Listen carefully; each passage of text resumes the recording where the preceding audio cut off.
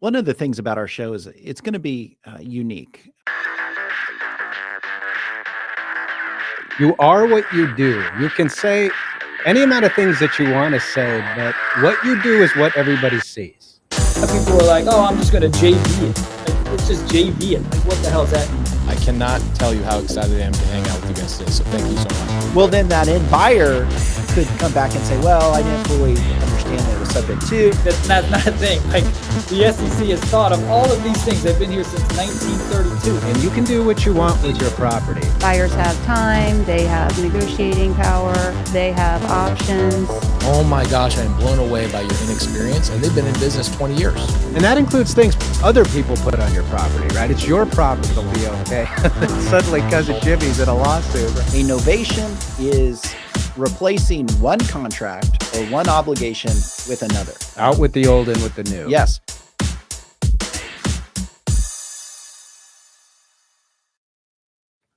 Good morning, everybody. Welcome to the show. Today, we're talking about real estate assignments, the ins and outs. I'm Andy Fowler, and I'm here with Sean St. Clair. If you're new to the show, make sure to give us a like. You can find us on Facebook. You can find us on Twitter, now known as X, and you can find us on YouTube. On YouTube, we are at INREM Podcast. That is at INREM Podcast. You can also download our podcast and listen to the audio version. You can find us on Spotify and Apple Podcasts. Make sure to go there, download it. Leave us a review. We appreciate it. With that, we're going to go to Sean, who has our legal update.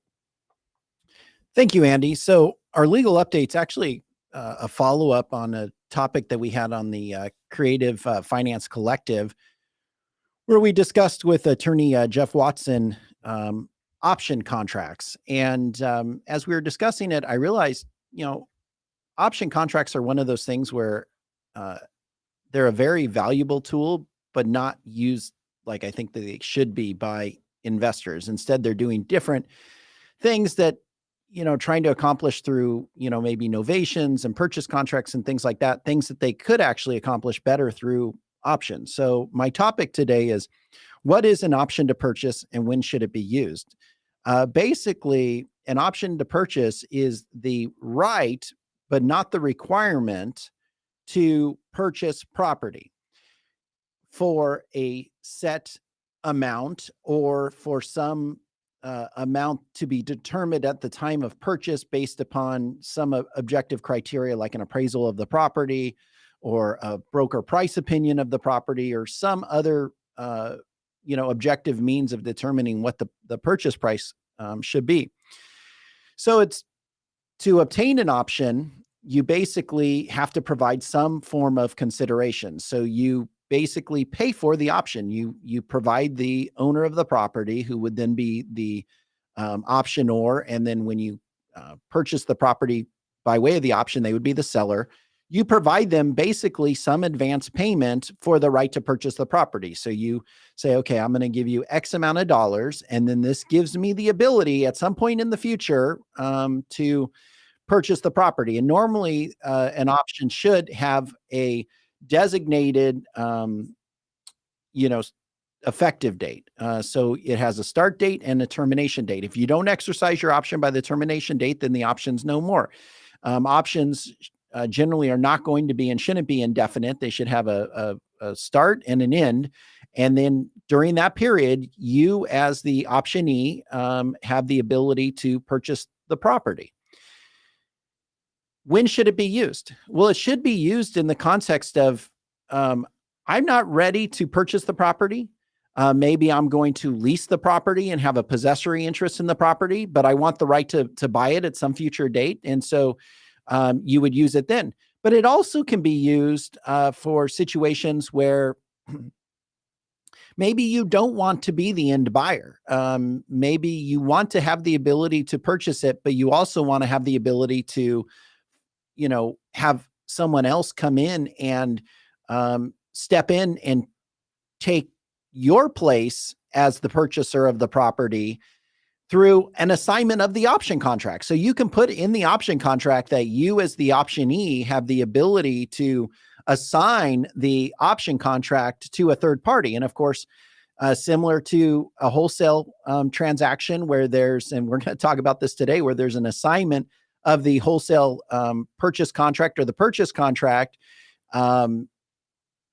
and you take an assignment fee upon close of escrow, you can do that with an option. You can say, okay, I'm going to convey my right to purchase the property to someone else, and then they are going to pay a fee to me for that. So generally that would look similar to how you would assign a purchase contract, where you have an initial purchase price for the property, and then the third party is going to end up paying a greater price to purchase the property.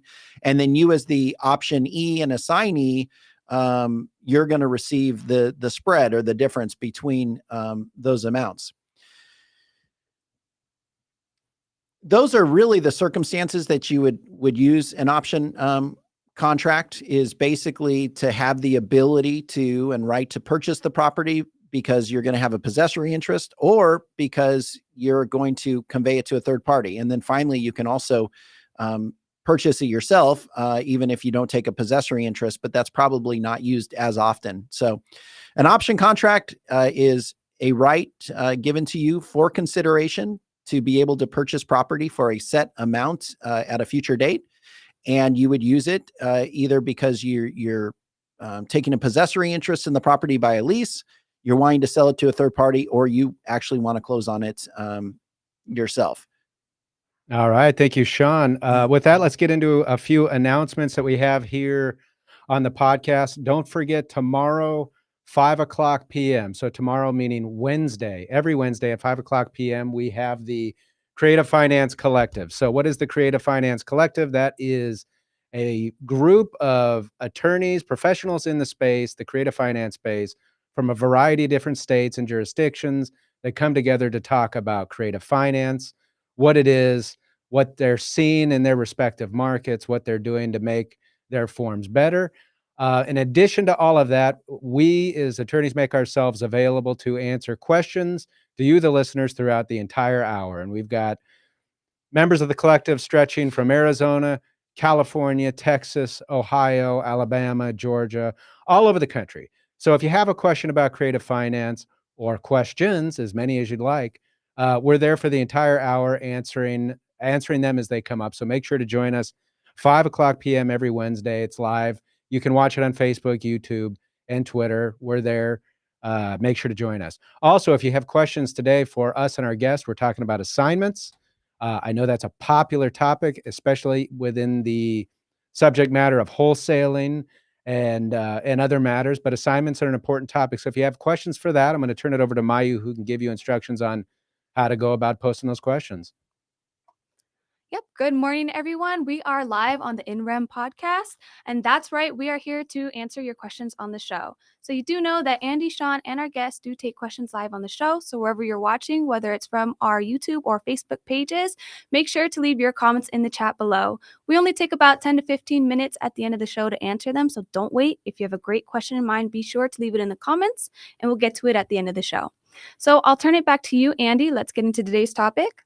All right. Thank you, Mayu. All right. So today's topic, again, we mentioned it's real estate assignments, the ins and outs. So we're going to get into the nitty gritty of assignments. And with us to discuss assignments, we have our very own Texas attorney, Scott Horne. Scott, thanks so much for joining us. Hey guys, how y'all? Doing well. Appreciate you being with us. So you've been with us a few times, and we always enjoy it and appreciate it. For those listeners that aren't familiar with you, why don't you tell them a little bit about yourself and Horne and Associates? Well, Andy, as you know, so yes, real estate attorney, title attorney here and we're located in DFW, but we do all the Texas marketplace, and we actually do real estate closings, especially in our creative finance world, nationally as well, title and just standardized closings. But my real background, other than being an attorney, is that we are real estate investors. We are real estate lenders. We're home builders, played in the property tax lending game, pretty much everything vertically integrated into the residential single family investment community, with some old commercial experience going back to the mid-late 1980s along the way. And when you've done the sheer volume that we have done of thousands and thousands and thousands and thousands of houses, you just see a lot, you learn a lot, you hear a lot, whether it's from a title perspective, the real estate perspective, the real life marketing, buying, selling. whether it's the legal side, as y'all are talking about today with assignments and how that affects issues. We get a wide breadth of experience just from doing this for some 30 plus years. I won't go beyond that because I think it's longer than that, unfortunately. But we've just had an opportunity to do a lot of real estate closings. I've probably closed some 30 to 35,000 closings in my title companies over the last 20 something years. I've closed about 10,000 creative finance deals, which involve everything from executory contracts to lease purchase, lease options, to your subject to assumptions, wraparounds, yada, yada, whatever is in that space. And it's just that when you close that many deals, you see a lot of things, you got to deal with it. You deal with a lot of investors, a lot of sellers, and you just get a wide breadth of experience. So you're able to kind of blend that real life practical experience with the legal experience that we're lucky to have in this industry. So, and that's one of the reasons we love having you, Scott, is your not only your legal experience, but your experience as being an investor in the space for many years. So you come at it from a lot of different angles. You mentioned closings. Wait. I thought I was just really cute. I was like the eye candy for the. Well, I don't want to discount that. That's just for another show. Man. We'll let you take that space, okay? Yeah. Okay. Well, yeah, sure. You also mentioned you close a lot of transaction as an attorney, but you're a title company owner as well. How many states are you able to close deals in? All 50. All 50. All right. So if anybody's got to create a finance transaction, they need closing or any, they can look to your title office.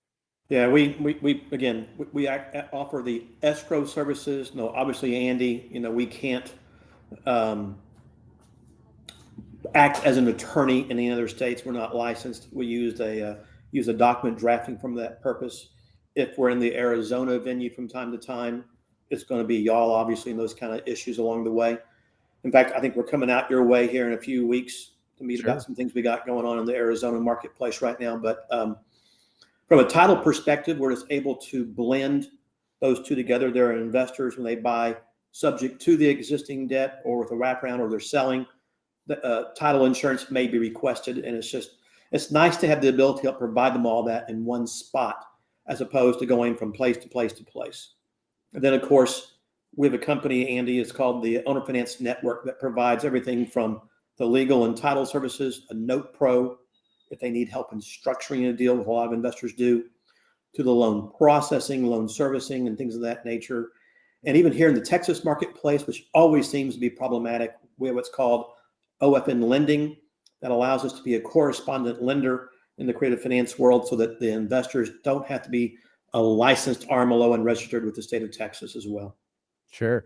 And for those watching, we have a link in the description of this video on YouTube specifically to the Owner Finance Network YouTube page, which you guys put out a lot of content there. It's a good place to go and subscribe and follow.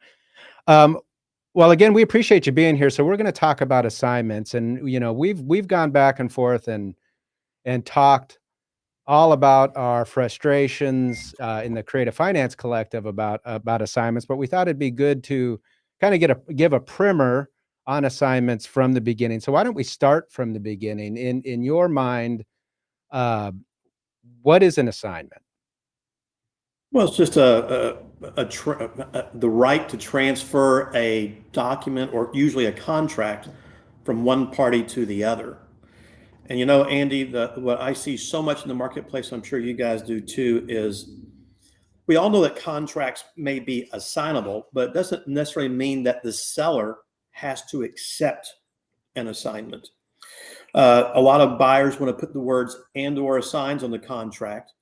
And as I have been taught in the world and with some case law here in the Texas marketplace, that you can assign the contract, but not necessarily does the seller have to accept the assignment to some buyer. And so we always recommend to put the right verbiage in a contract where once the seller does sign that contract, they're going to be bound to whomever the assignment is. And usually most sellers don't care about that. They just want to close the house, sell the house, move on. But sometimes it does. And you don't see that a lot in the residential world unless you're really in higher end transactions, or if they think there's a lot of money being left on the table. But normally you see those issues pop up in the commercial world out there along the way. So I want to kind of follow up on that, Scott. So in Wait, Arizona, are you back in Arizona? I'm live in studio today. I'm right how here next about to Andy. that? How about that? Yeah. Did you bring the cool weather down with you? Oh no, not possible. But it is cooler here. We're under 100. We're high 90s. So that's Good. yeah, that's better. So I wanted to follow up because in Arizona we have the Arizona Association of Realtors purchase contract. So unlike Texas, we don't have like a Department of Real Estate form or state contract. The kind of standard contract we have is the one that's used by realtors and only licensed to be used by realtors. So if you're not a realtor, you have to have your own form that you create or have an attorney create. But the realtor form that we have here does not have any language one way or the other on assignments. It's just silent. And we have some case law in Arizona that talks about whether contracts that are silent, whether or not they can be assigned.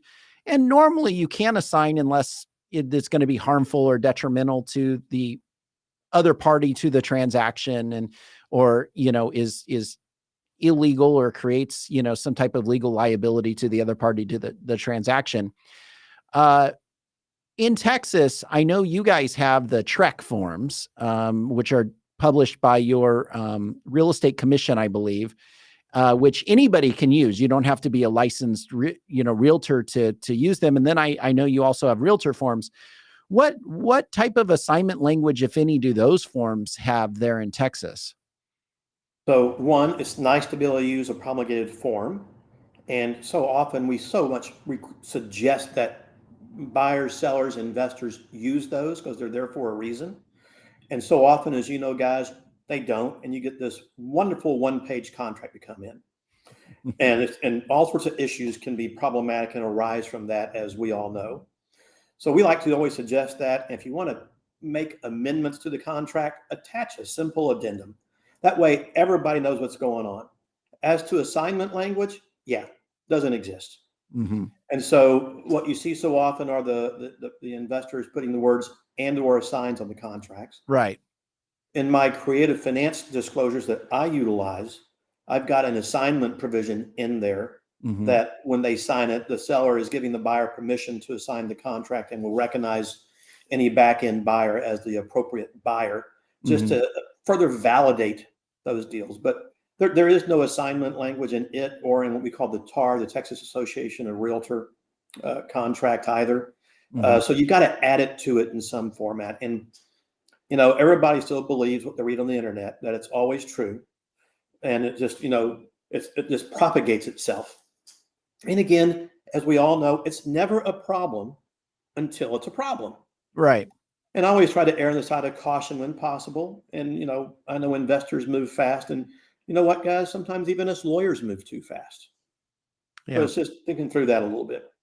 So in Texas, and that's the thing, if you don't add that language, like what you add to your addendum, if you don't have that language, I'm assuming that if certain elements are met, you can assign a contract that's silent as to, assignment, but a seller, like to your point, could come back potentially and say, hey, look, no, I'm not agreeing to it.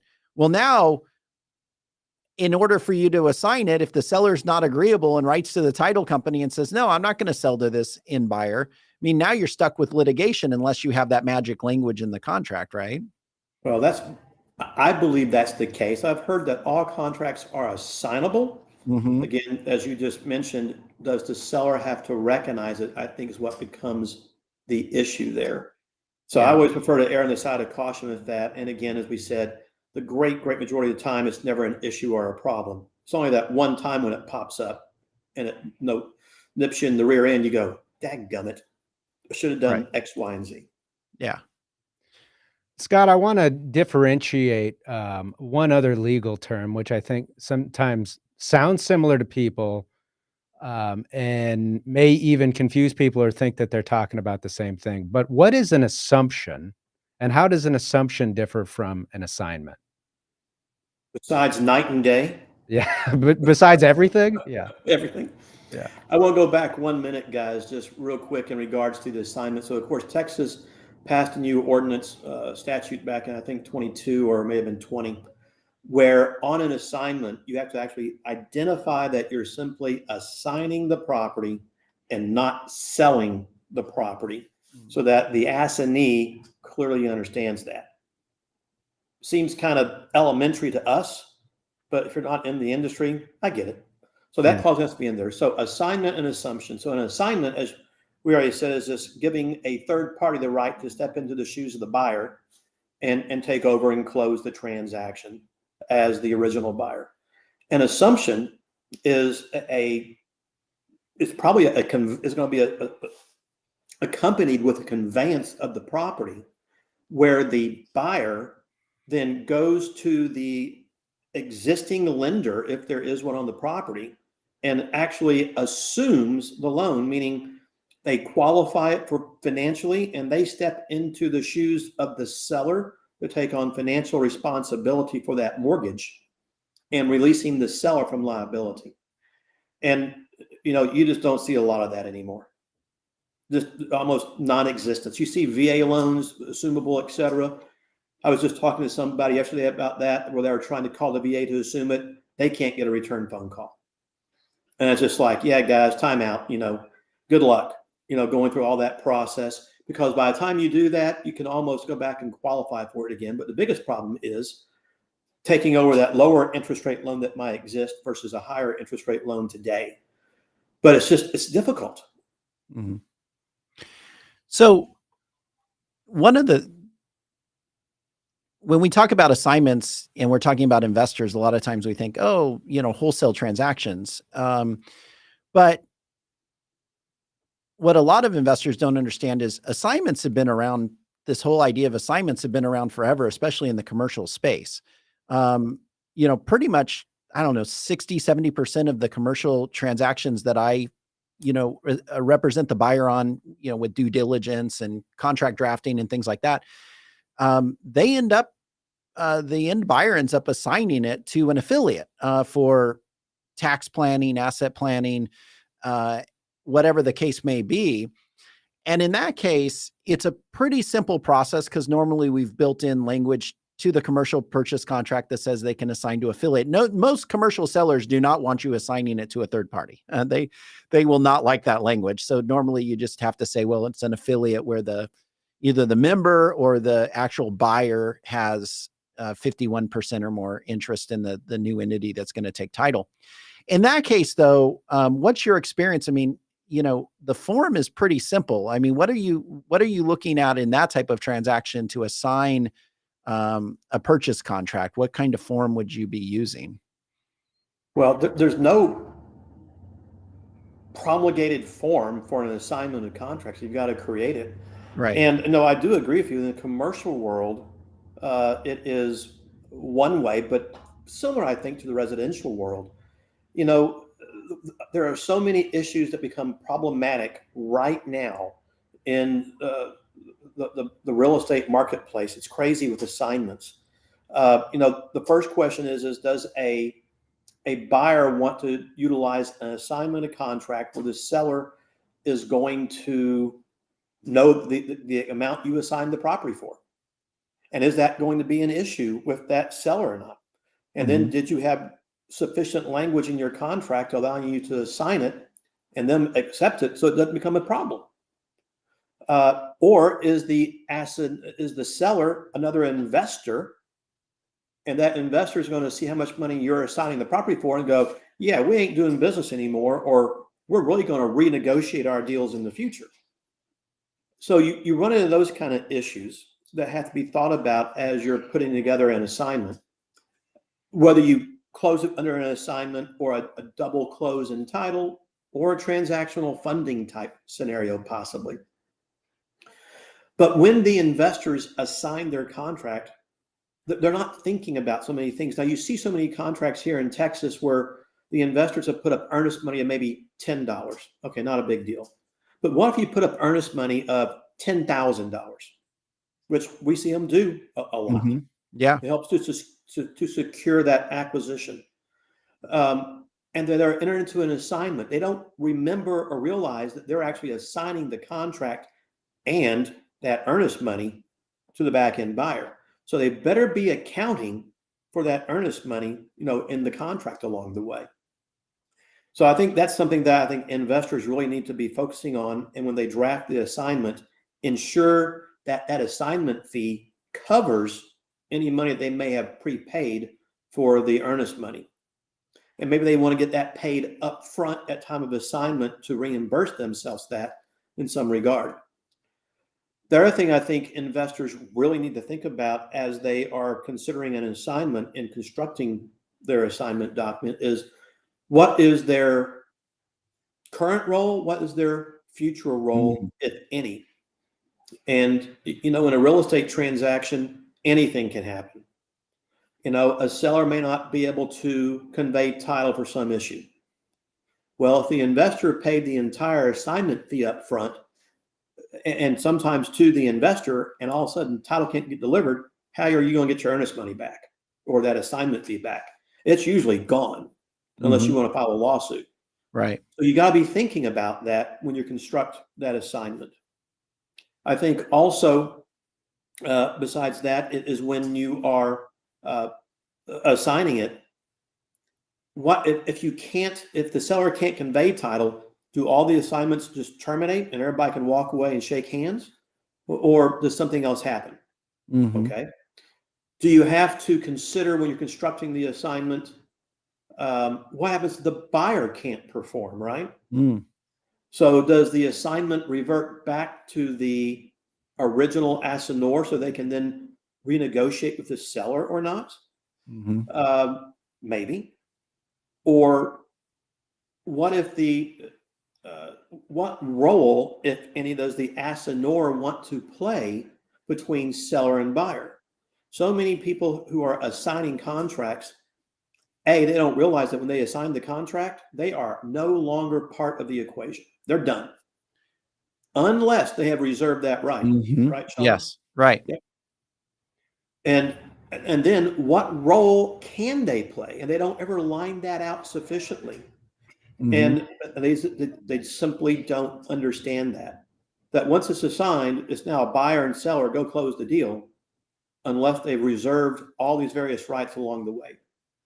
Yeah. So let's break that down a little bit. So back to my example on the commercial transaction, if I'm assigning a contract to an affiliate, I'm not going to have all this fancy language as far as assignment fees or anything like that. It's going to be a very simple 1-paragraph, 1-page document that says, I, the buyer, am assigning to this LLC all of my right, title, and interest in the purchase contract. That gets delivered to the closing agent as well as the seller, right before closing. All the paperwork then is amended to reflect the new entity that's formed to take title. And that's it. But the thing about that assignment is it's assigning everything, all right, title, and interest in that purchase contract to this end buyer. And it's not reserving, pulling anything out. There's no assignment fees, etc.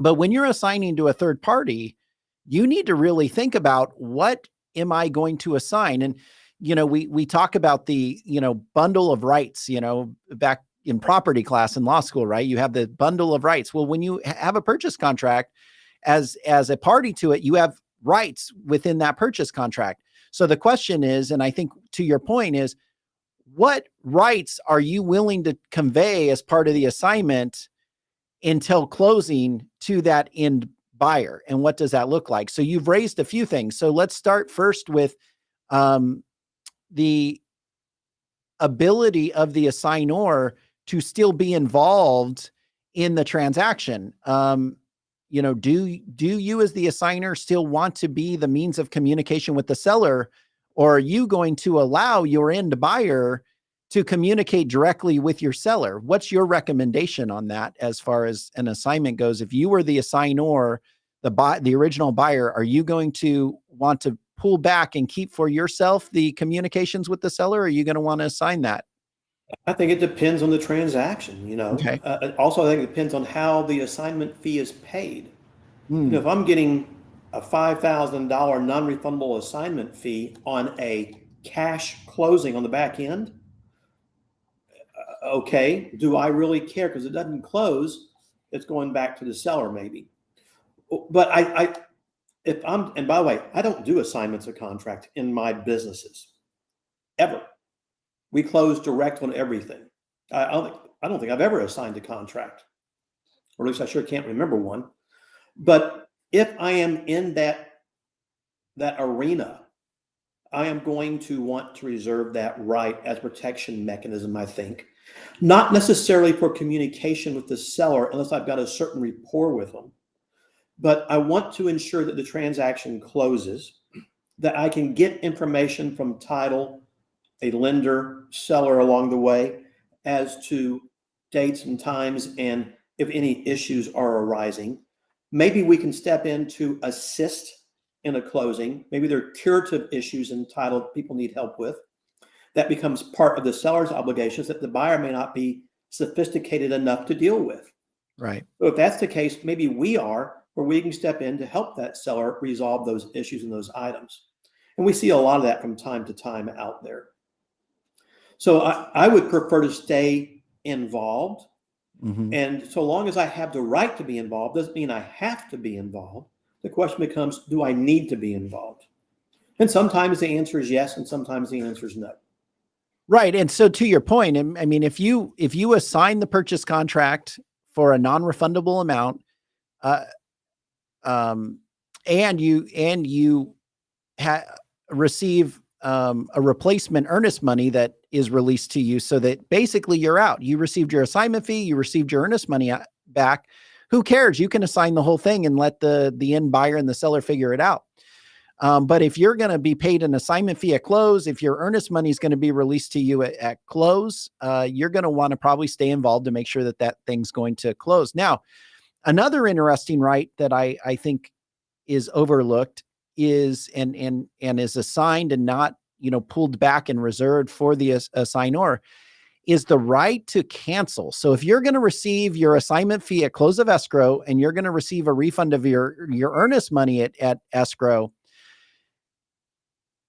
you, in my view, would want to probably reserve for you the sole ability to cancel that original contract, as opposed to allowing the end buyer to communicate with the seller and enter into a cancellation. Maybe the end buyer no longer wants to buy it and doesn't want to perform, and then they can, in theory, cancel the whole thing, right? Well, they could. Yeah. So I think by reserving rights of that nature, and there's probably, that's a good one.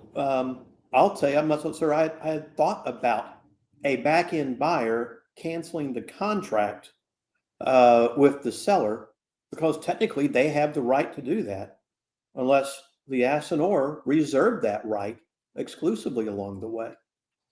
And again, every deal is different.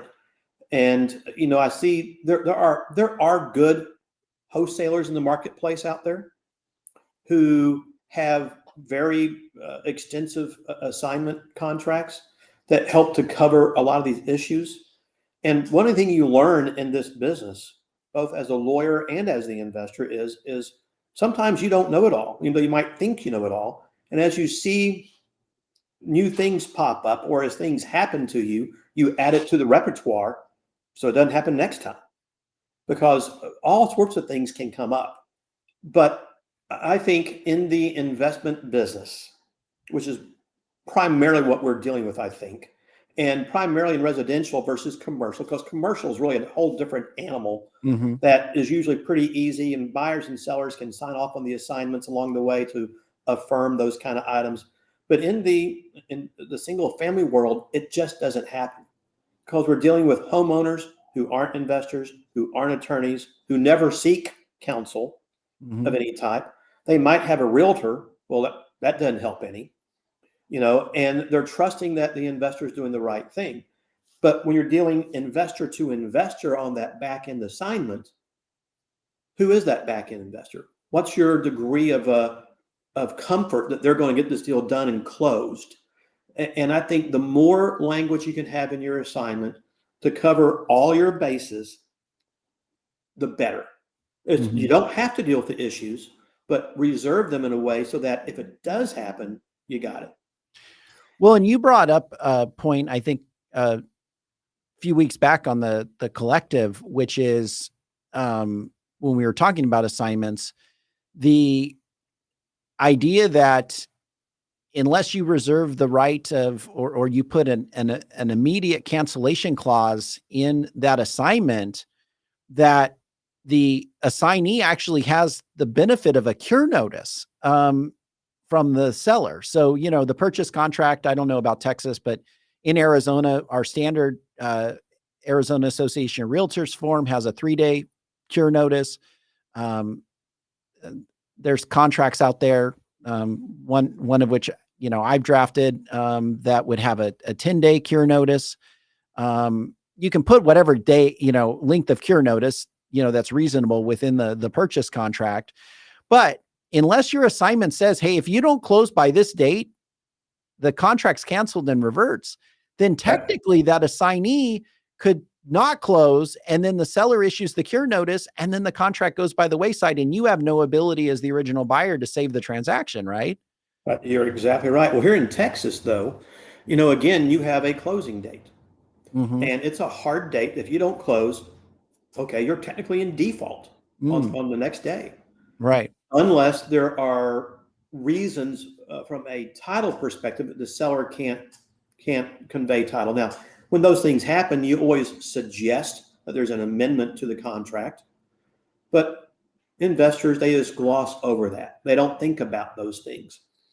And there's a time frame usually in our contracts that allow for curative issues. Mm-hmm. But if it doesn't get done, that's when buyers and sellers need to be proactive in doing an amendment to the contract in order to protect all parties involved. And probably the assignor should be part of that, amendment to the contract in order to ensure all parties are fully informed along the way. But the issue that you have in the marketplace again is you have a certain level of ignorance on the investor side, and especially on the seller side. You have investors and everybody else simply moving too fast, not focusing on details. And they never, ever want to pay guys like you and me to look at things and make suggestions. Right. They just roll with the flow and go.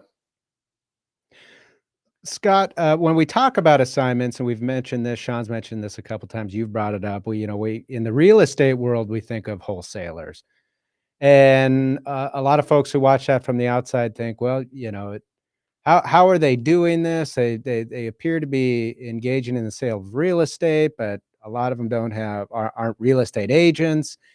And I think there's a misunderstanding about the right that is actually being transferred by assignment.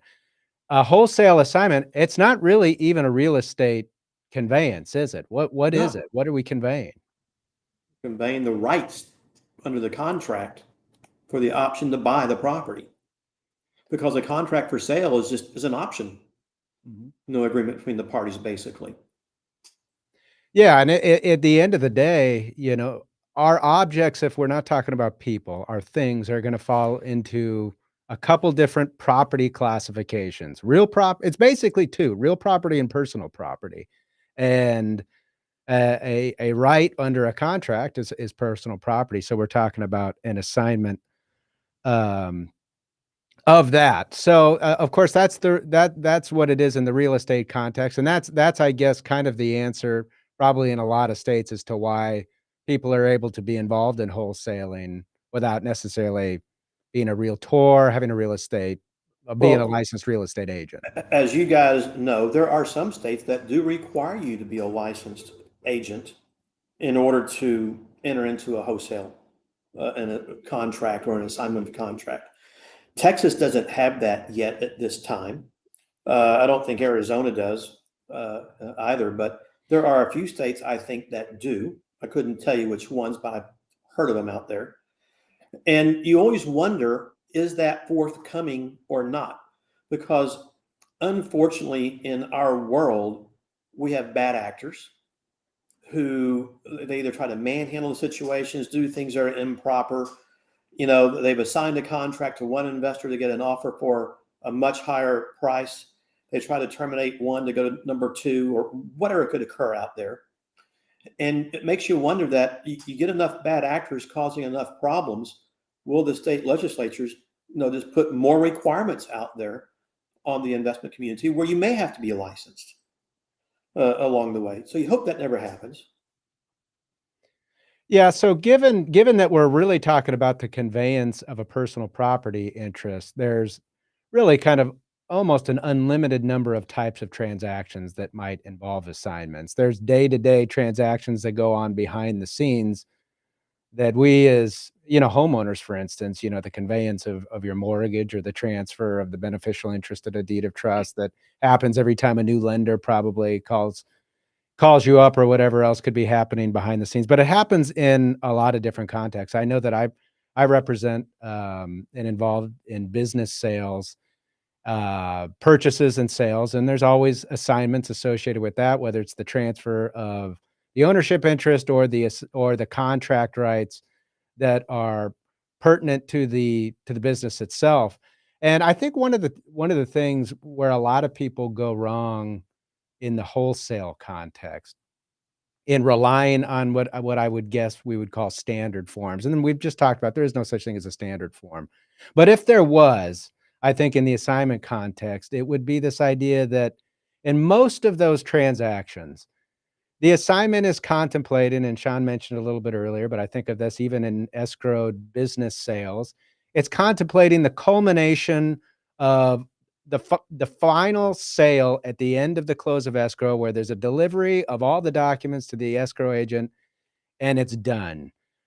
Whereas in the wholesale context, and I suppose this could happen in a business, and if we really got into wholesaling business deals, that would be kind of interesting. But where you're assigning it with the idea that there's still this close of escrow to happen, and there's still a lot that can happen in that. And I think what a lot of folks do is rely on forms that contemplate just a one-time transfer and culmination. And in that context, you don't have to worry about the cure periods and everything else. It's not even the assignment in those kind of deals doesn't even have full force and effect until the close.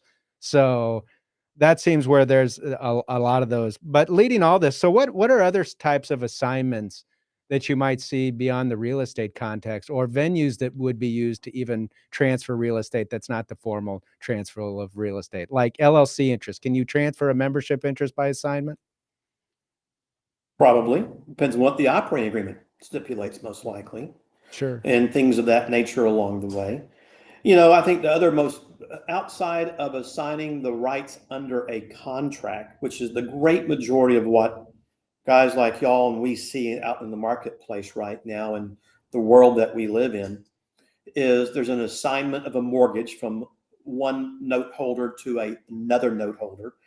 And that world of buying and selling mortgages is really ramping back up. It was huge before. It was huge back in the 80s and 90s, slowed down in the subprime era, kind of crashed and burned, after the 08, 09 real estate crash. But now the buying and selling of mortgages is really ramping up, where there's an assignment or a transfer of the lien rights from note holder one to note holder two in some format. So I think you see a lot of that out there, but you see a lot of the contractual assignments. But can you assign, your rights in an entity? Again, I learned a long time ago, Andy. In fact, this is 1984, my very first job. I probably shouldn't tell these kind of stories on myself, but I'm going to do it anyway.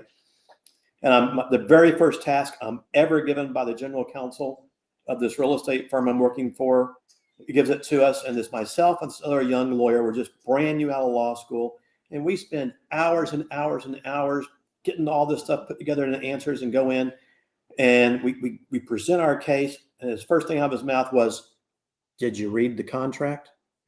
And we looked at each other, and the answer was so clear when you read the contract. It would 3 seconds, you were done. And it's just like anything else. If you're selling an entity, a corporation or an LLC membership or whatever it might be, you got to go back and read the contracts. What does it say? And if it says yes, okay, you can do it. If it says no, you can't. And can you contract to sell to somebody else and then maybe let them assign it to a third party? And the answer is maybe. Read the contract. Read your documents. So you got to go back there and look at those kind of things along the way.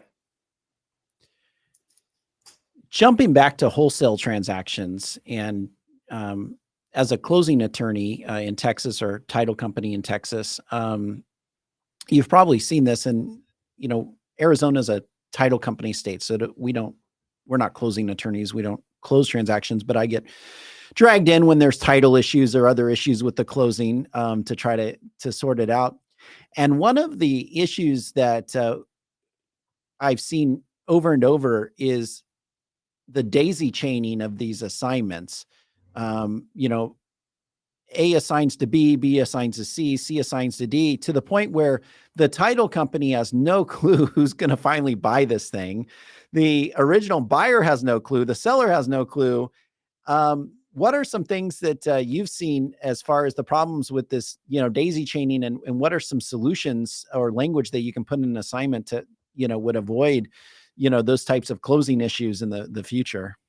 Well, yes, we see those items, daisy chain, habit trail, whatever you want to call them. It's just like A to B to C to D. And on a cash deal, doesn't really matter. Cashed out, seller gets his money. So long as people are tracking the various assignments along the way that can be put on the settlement statement, fine. From my end, the biggest issue is if you're not doing a cash transaction, but you're doing some type of a creative transaction, whether that's a subject to acquisitions, the seller finance, or a wraparound with a seller, let's say, where's the communication with the seller to let them know who is buying the property? What did the contract say, if anything, regarding financial information to be provided to the seller prior to closing? And so often you don't see that in the contracts. And so often our sellers never ask those questions. So investors just buy these properties creatively. They provide the seller basically no information on who they are or anything else, and everybody just walks away. But if that is in there, I like the seller to know who is the buyer, who is the responsible buyer out there. And so one of the things we try to do in our offices is when we see that, we want to ensure that there's been communication with the seller so they at least know who is buying the house, who was the responsible party for making the payments along the way. And then if they want other information, great, they can go get it. I just think that is so important to do that. I've seen it out there in the land trust world. And I'm sure, do y'all have land trust in Arizona as well? No, because when you transfer to or from a trust in Arizona, you have to disclose the names and addresses of the beneficiaries. And so the land trust anonymity component is really worthless here. So we don't have those. Damn, why can't Texas be that way? Anyway, I wish we were. But, what I see, I'll give you some real life examples out there where, they close a transaction in a land trust because the investors think that that's some magic pill to either get around due on sale or create this anonymity thing that everybody talks about. But then they assign to the beneficial interest to investor 2, who might assign to 3. And again, our seller goes, who's out there? They have no idea. And I've seen transactions in one instance where the closing, the seller never got a deed of trust back. In fact, they signed a document that said, you're not getting one. Your only recourse is to file a lawsuit. Well, if you're coming up to a hard stop with foreclosure in 2 or 3 weeks, you ain't got time to file a lawsuit. Unless you can get the lender to stop, which they may or may not in those instances along the way. And I spend a lot of money just to stop that from happening. And I've seen those kind of things occur, which are wrong because it really disadvantages the seller from getting their house back, stopping the foreclosure, and preserving their credit. But the problem is the investor world, sometimes they don't care. They just want to make the buck. Maybe they were renting the house out, putting the money in their pocket, not paying the mortgage, and they don't care. Nobody knows who they are or who's out there without a whole lot of research. And that's why, of course, changes our laws. I had one situation years ago where I get a phone call out of the blue from a lady whose house is being foreclosed on.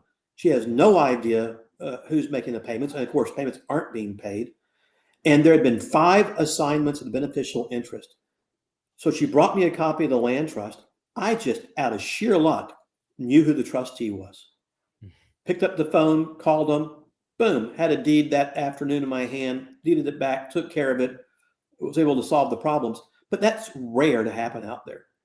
So I think having the investors think for those kind of things also is so important along the way.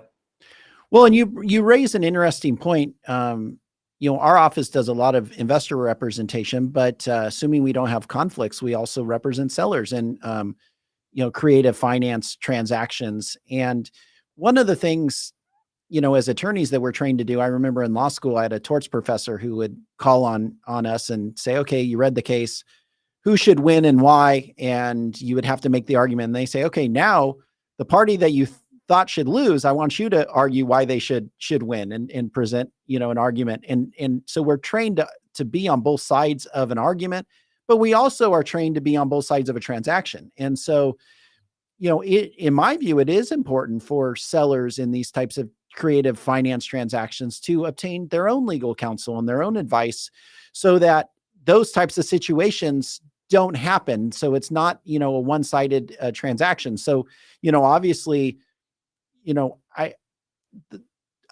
forms that I put together, whether I'm representing the investor buyer, are going to be a little bit more investor friendly, obviously not over the top. So that, the situation that you're presenting is not going to occur, but it's still investor friendly. But on the flip side, if I represent a seller, I'm going to put together more seller friendly, provisions and terms that still allows the investor to accomplish the objective, but at the same time, providing that extra protection. So I think what's overlooked a lot of times in this whole, creative finance transaction, wholesale transaction, whatnot, is that the transaction can still happen, but the seller should, be encouraged and provided the opportunity to seek their own counsel so that, their interest is protected. So those scenarios that you're talking about don't occur where the seller's like, I have no clue. All I know is I don't own the property anymore. And now I'm in a foreclosure proceeding, that shouldn't happen.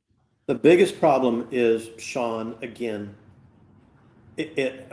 call it what you want. The whole world is cheap. Sellers, they just want out. They don't care. They never ask for counsel, ever. And we can't just volunteer it. Right. So you try to do a few things. The investor side of the equation, same thing. Mm-hmm. Almost never. They may be closing at your title office or at your law firm, and they think because they're doing that you represent them, which we don't. Mm-hmm. And there's only so much advice you can provide somebody without crossing that gray line of, providing legal advice and things of that nature along the way. But you are exactly right. And what, to me, it's an education thing for the industry, mm-hmm. is do the right thing. Take care of the people involved in the transaction. It's okay to have some communication out there. You don't need to hide from the world for everything. I keep trying to tell investors that if you go out there and you're going to defraud somebody or create a problem, you know what? There's going to be a lawsuit. They're going to find you and you're going to get sued. I don't care how deep your veil is. They can get there eventually, for the right things. Yeah, it might be a little more problematic. Well, if you really mess somebody around, they're coming for you, whether it's in the state court or federal court or whatever it might be. And thank goodness I'm not that guy that does those kind of things, because I don't want to deal with litigation. But there are guys out there who do it and they love it and they're good at it, and they'll come out and they'll find you and whatever they want to know. Just do the right thing, communicate, take care of it. I think you do just those things a little bit, have a good working knowledge, like we talked about earlier, of what we need from the assignment, determine what role you want to have in the deal along the way. Protect yourself with good information there and good documentation. Move on. But I just see a real issue in doing that. They all move too fast. Everything, they find some Yahoo document on the internet. Oh, it looks good. We're going to use that. but they really haven't thought through it. And eventually, sometime or other, it'll come up and bite them in the rear. But if they just would do those kind of things, it'd be great. Well, and another one of the problems is, a lot of new investors are watching, whatever social media promoters talking about assignments and wholesaling, how easy it is and everything else. But maybe they're watching videos from 2019, 2020, when wholesaling was the Wild West, and you could do, you could just about get away with anything. The market just was moving.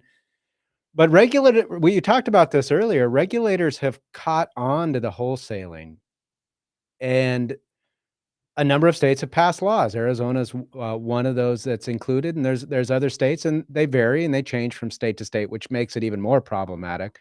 But you really need to know what the law in the respective states says that you're trying to wholesale and contract in, because some of these laws are stiff enough where if you fail to put in any disclosure, your deal's done, right? It's over. So that's a big key. It's not the Wild West like it used to be in wholesaling. No, I agree. But I think, they need to understand what their state's rules and regulations are. Yeah. But they don't even know that. I still find people here in Texas, going back a little bit to the creative finance world, who have no idea about the changes in the laws and rules and regulations, and just had a transaction that popped up a few weeks ago where a buyer bought a house subject to the existing debt, didn't close on a loft with a title company. He was trying to sell the property, in that instance, it's like, dude, your deal's void. Had no clue what I was talking about. Finally, you learned, and it's like, we got to go back and fix the problems. And luckily, we were able to fix the problems for them. But things like that happen, and they don't know what they don't know. So, Scott, here in Arizona, we have to put in some required disclosures in our assignments. Basically, it's a weird verbiage that our legislature, through the realtor lobby group, put in there. But you have to put in your assignment that you're a wholesale seller, and that you are simply assigning an equitable or contract interest. You do not have fee ownership of the property, and that the ability of the end buyer, the assignee, to close is contingent upon the seller actually conveying title. I think you talked about at the collective that Texas has passed some legislation recently that's going to require certain disclosures by investors in their purchase contracts. Does that also apply to language that has to be in assignments as well? Well, it does. Okay. If you're going to assign a contract, that was passed years ago. I just don't recall whether it was 22 or 20 when it went into effect, but the answer is yes. Okay. So just like you just laid out, that same kind of language has to be disclosed between the assignor and the assignee. Well, what's the effect in Texas if you don't put that in? So in Arizona, it just means that the assignee can cancel and get their earnest money back or their assignment fee back. What's the result in Texas? I think it would probably be the same in that regard.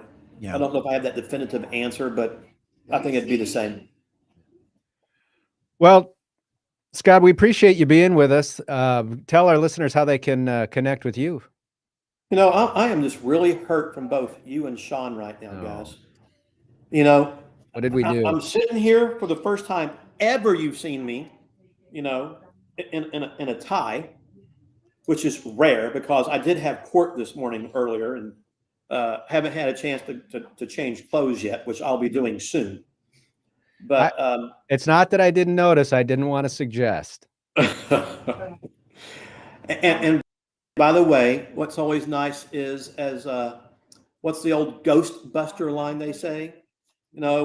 We came, we saw, we kicked his ass.